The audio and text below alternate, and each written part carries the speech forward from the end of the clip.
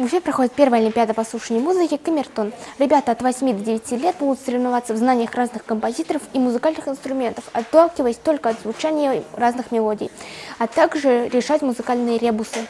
Подготовка была сложной. Ребята слушали разные композиции и запоминали их. Чтобы запомнить столь сложные произведения, у участников уходили недели. Хорошо, что все это время родители были рядом и помогали им. Подскажи, какими были задания? Там на экране был мультик, и мы должны были угадать инструменты. Еще там звучали песни, и мы должны были угадать названия. Как ты готовилась к этой олимпиаде? Я читала конспекты, я повторяла инструменты и слушала их.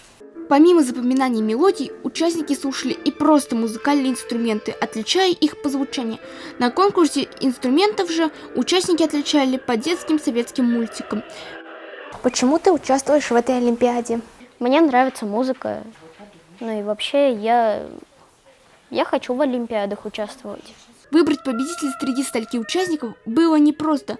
На третьем месте учащиеся детской музыкальной школы 14 Зарипова Ралина и Киньебаева Айлина. Второе место себе забрали 3 участника. Базикова Кира, детская музыкальная школа 6, Чернова Злата, детская музыкальная школа 11 и Зайцев Елисей, детская музыкальная школа номер 2. Среди первых оказались одни девчонки. Чернова Алиса из детской музыкальной школы 1, Шурина София и Барсукова Кира из детской музыкальной школы номер 8. Умение слушать музыку весьма полезно. Она влияет на настроение, а тем более на оценки по олимпиаде. Эвелина Семенова, Рамазан Мусин специально для Горы новостей.